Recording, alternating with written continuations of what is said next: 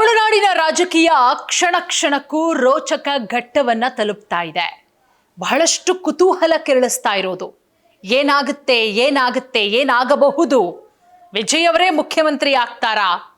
ಯಾಕಂದ್ರೆ ಡಿಎಂಕೆ ಹಾಗೆ ಎಐಎಡಿಎಂಕೆ ಇಲ್ಲಿ ಮೈತ್ರಿ ಮಾಡಿಕೊಂಡು ಸರ್ಕಾರ ರಚನೆ ಮಾಡೋದ್ರಲ್ಲಿ ಯಾವುದೇ ರೀತಿಯ ಅನುಮಾನ ಇಲ್ಲ. ಆ ನಿಟ್ಟಿನಲ್ಲೂ ಕೂಡ ರಹಸ್ಯವಾದ ಮಾತುಕತೆಗಳು ಆಗ್ತಾ ಇದೆ. ಇದೊಂದು ಬೆಳವಣಿಗೆ ಆದ್ರೆ ಮತ್ತೊಂದು ಕಡೆ ರೆಸಾರ್ಟ್ ರಾಜಕೀಯ ಶುರುವಾಗಿದೆ. ಡಿಎಂಕೆ ಹಾಗೆ ಎಐಎಡಿಎಂಕೆ ಶಾಸಕರನ್ನ ರೆಸಾರ್ಟ್ಗೆ ಶಿಫ್ಟ್ ಮಾಡಲಾಗಿದೆ. ಯಾವುದೇ ಕಾರಣಕ್ಕೂ ಕೂಡ ಚೆನ್ನೈ ಬಿಟ್ಟು ಹೋಗಬಾರದು ಅನ್ನುವ ಸೂಚನೆಯನ್ನ ಕೂಡ ಕೊಡಲಾಗಿದೆ. ಅದೆಲ್ಲದರ ನಡುವೆ ಪಳನಿಸ್ವಾಮಿ ಅವರನ್ನ ಮುಂದಿನ ಮುಖ್ಯಮಂತ್ರಿಯನ್ನಾಗಿ ಮಾಡೋದಕ್ಕೆ, ಎಡಪ್ಪಾಡಿ ಪಳನಿಸ್ವಾಮಿ ಅವರನ್ನ ಮುಂದಿನ ಮುಖ್ಯಮಂತ್ರಿಯನ್ನಾಗಿ ಮಾಡೋದಕ್ಕೆ ಡಿಎಂಕೆ ಒಪ್ಪಿಗೆಯನ್ನ ಕೊಟ್ಟಿದೆ ಅನ್ನುವ ಶಾಕಿಂಗ್ ವಿಚಾರ. ಅಂದ್ರೆ ಡಿಎಂಕೆ ಹಾಗೆ ಎಐಎಡಿಎಂಕೆ ಮೈತ್ರಿ ಮಾಡ್ಕೊಂಡ್ರೆ ನೋಡಿ, ಒಂದು ಕಡೆ ತಮಿಳುನಾಡು ಪಾಲಿಟಿಕ್ಸ್ ನಲ್ಲಿ ಸಾಕಷ್ಟು ಟ್ವಿಸ್ಟ್ಗಳು, ಶಾಸಕರು ರೆಸಾರ್ಟ್ಗೆ ಶಿಫ್ಟು, ಹೊಸ ಹೊಸ ಟ್ವಿಸ್ಟ್ಗಳು, ಇದೆಲ್ಲವೂ ಕೂಡ ದಳಪತಿ ವಿಜಯ್ಗೆ ದೊಡ್ಡ ಮಟ್ಟದಲ್ಲಿ ಟೆನ್ಷನ್. ಮೊನ್ನೆವರೆಗೂ ಕೂಡ 2 ದಿನ ಬಹಳ ಖುಷಿಯಾಗಿದ್ರು. 108 ಇನ್ನೇನು ಸರ್ಕಾರ ರಚನೆ ಮಾಡೇ ಬಿಟ್ವಿ, ಬೇರೆ ಬೇರೆ ಪಕ್ಷಗಳ ಬೆಂಬಲ ತಗೊಂಡು ಕಾಂಗ್ರೆಸ್ ಬಂದು ಬಿಡ್ತು, ಇನ್ನೇನು ಒಂದು 6 ಅಷ್ಟೇ ಅಂತ ಹೇಳಿ. ಬಟ್ ನಿನ್ನೆ ಸಂಜೆ ಯಾವಾಗ ರಾಜ್ಯಪಾಲರನ್ನ ಭೇಟಿ ಮಾಡ್ತಾರೋ ಅಲ್ಲಿಂದ ವಿಜಯ್ಗೆ ಟೆನ್ಷನ್ನು ಶುರುವಾಗುತ್ತೆ.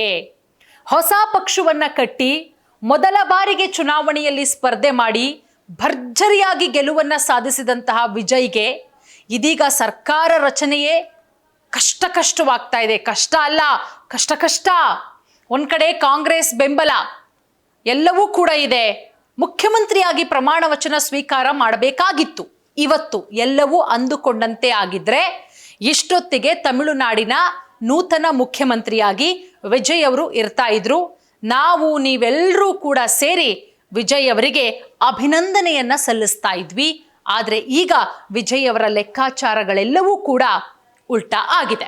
ನೋಡಿ, ಮತ್ತೊಂದು ಕಡೆ ಏನ್ ಟೆನ್ಷನ್ ಶುರುವಾಗಿದೆ ವಿಜಯ್ಗೆ ಅಂತ ಹೇಳಿದ್ರೆ, ಶಾಸಕರನ್ನ ರೆಸಾರ್ಟ್ಗೆ ಶಿಫ್ಟ್ ಮಾಡಲಾಗ್ತಾ ಇದೆ.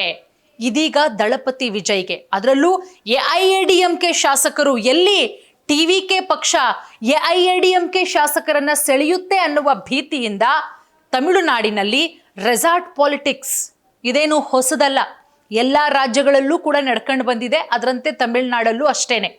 ಎಲ್ಲಿ ಎಐಎಡಿಎಂಕೆ ಶಾಸಕರನ್ನ ಸೆಳ್ಕೊಂಡು ಬಿಡ್ತಾರೋ ಅಂತ ಹೇಳಿಬಿಟ್ಟು ಟಿವಿಕೆ ಪಕ್ಷದವರು ಎಐಎಡಿಎಂಕೆ ಶಾಸಕರನ್ನ ರೆಸಾರ್ಟ್ಗೆ ಶಿಫ್ಟ್ ಮಾಡಲಾಗಿದೆ.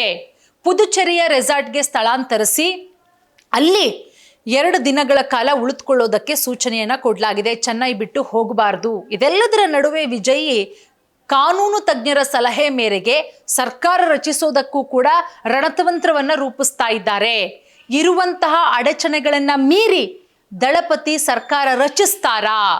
ನೋಡಿ, ಒಂದ್ ಕಡೆ ಡಿಎಂಕೆ ಹಾಗೆ ಎಐಎಡಿಎಂಕೆ ಮೈತ್ರಿಗೆ ಇಲ್ಲಿ ನಂಬರ್ ಗೇಮ್ ಏನು, ಯಾವ ರೀತಿ ಲೆಕ್ಕಾಚಾರ ಮಾಡ್ಕೊಂಡಿದೆ ನೋಡಿ. ಡಿಎಂಕೆ ಮತ್ತು ಎಐಎಡಿಎಂಕೆ ಕೈ ಜೋಡಿಸಿದ್ರು ಕೂಡ ಅವರ ಒಟ್ಟು 106 ಶಾಸಕರು ಆಡಳಿತ ನಡೆಸೋದಕ್ಕೆ ಸಾಕಷ್ಟು ಸಂಖ್ಯೆಯ ಕೊರತೆಯನ್ನ ಎದುರಿಸ್ತಾರೆ. ಯಾಕಂದ್ರೆ ಮ್ಯಾಜಿಕ್ ನಂಬರ್ ಇರೋದು 118, 118.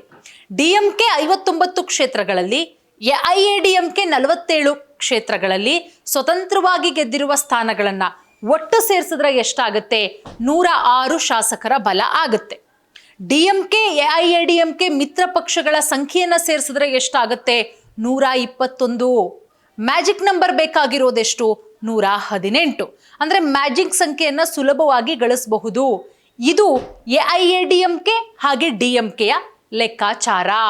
ಸೊ ಹಾಗಾಗಿ ಇಲ್ಲಿ ವಿಜಯ್ ಅವರಿಗೆ ಯಾವ ರೀತಿ ಆಗ್ಬಿಟ್ಟಿದೆ ಅಂತ ಹೇಳಿದ್ರೆ, 108ರಲ್ಲಿ 2 ಕ್ಷೇತ್ರಗಳಲ್ಲಿ ವಿಜಯ್ ಅವರು ಗೆದ್ದಿದ್ದಾರೆ. ಅದರಲ್ಲಿ 1 ಕ್ಷೇತ್ರವನ್ನ ಬಿಟ್ಕೊಡ್ಬೇಕು, 107. ಇಲ್ಲಿ ಕಾಂಗ್ರೆಸ್ ಬೆಂಬಲ ಪಡ್ಕೊಂಡ್ರೆ ಎಷ್ಟಾಗತ್ತೆ? 112 ಆಗತ್ತೆ. ಆದ್ರೂ ಇಲ್ಲಿ ಸರ್ಕಾರ ರಚನೆ ಮಾಡೋದಕ್ಕೆ ಮ್ಯಾಜಿಕ್ ನಂಬರ್ ಅನ್ನ ತಲುಪಿಸೋದಕ್ಕೆ ಎಷ್ಟು ಬೇಕು? 118. ಕಾಂಗ್ರೆಸ್ ಅನ್ನ ಬಿಟ್ಟು ಉಳಿದ ಬೇರೆ ಪಕ್ಷಗಳು ಯಾರು ಕೂಡ ವಿಜಯ್ಗೆ ಬೆಂಬಲ ಕೊಡ್ತಾ ಇಲ್ಲ. ಇದೊಂದು ಪಾರ್ಟು. ಅದೆಲ್ಲದರ ಜೊತೆಗೆ ಇನ್ನೊಂದು ವಿಚಾರ ಏನಪ್ಪಾ ಅಂತ ಹೇಳಿದ್ರೆ, ಇಲ್ಲಿ DMK ಹಾಗೆ AIADMK ಮೈತ್ರಿ ಏನಾದರೂ ಸಕ್ಸಸ್ ಆಗಿ 2020 ಆಡಳಿತ ಮಾಡೋದು ಓಕೆ ಆದರೆ ಎಡಪ್ಪಾಡಿ ಪಳನಿಸ್ವಾಮಿ ಅವರನ್ನ CM ಮಾಡೋದಕ್ಕೆ DMK ಒಪ್ಕೊಳ್ಳುತ್ತೆ. ಅಲ್ಲಿಗೆ ಮ್ಯಾಟ್ರು ಕ್ಲೋಸ್ ಆಗುತ್ತೆ. ಬಟ್ ಈಗಿರುವಂತಹ ಪ್ರಶ್ನೆ, ಅಷ್ಟು ಈಸಿಯಾಗಿ ತಮಿಳುನಾಡಿನ ಜನ DMK ಮತ್ತು AIADMK ಸರ್ಕಾರವನ್ನು ಒಪ್ಕೋತಾರಾ? ಚಾನ್ಸೇ ಇಲ್ಲ ಅನ್ನೋದು ಕೂಡ ಗೊತ್ತಾಗ್ತಾ ಇದೆ. ಅಷ್ಟು ಈಸಿಯಾಗಿ ವಿಜಯ್ ಅವರು ಬಿಟ್ಬಿಡ್ತಾರಾ 108 ಸ್ಥಾನಗಳನ್ನು ತೆಗೆದುಕೊಂಡು ಅವರಿಬ್ಬರನ್ನ ಸರ್ಕಾರ ರಚನೆ ಮಾಡೋದಕ್ಕೆ? ಇದೇ ಈಗ ಆಗಿರುವಂತಹ ಟೆನ್ಷನ್ನು, ಕುತೂಹಲ. ಒಟ್ಟಾರೆ ಏನಾಗಬಹುದು? ಈಗ ಒಂದು ಆಪ್ಷನ್ನು DMK ಇಂದ ನಾವಿಬ್ರು ಮೈತ್ರಿ ಮಾಡ್ಕೊಂಡ್ರೆ ಎಡಪ್ಪಾಡಿ ಪಳನಿಸ್ವಾಮಿಯನ್ನ CM ಮಾಡೋಣ ಅಂತ. ಬಟ್ ಸಾಕಷ್ಟು ಲೆಕ್ಕಾಚಾರಗಳನ್ನು ಮಾಡ್ತಾ ಇದ್ದಾರೆ ವಿಜಯ್ ಅವರು. ಈ ರಾಜಕೀಯ ಚದುರಂಗದಾಟದಲ್ಲಿ ಯಾರು ಗೆಲ್ಲಬಹುದು, ಏನಾಗಬಹುದು ಅನ್ನೋದನ್ನ ನಿಮಗೆ ಮುಂದಿನ ಭಾಗದಲ್ಲಿ ಅಪ್ಡೇಟನ್ನು ಕೊಡ್ತಾ ಹೋಗ್ತೀವಿ. ನೋಡ್ತಾ ಇರಿ ಸ್ಪೀಡ್ ನ್ಯೂಸ್ ಕನ್ನಡ.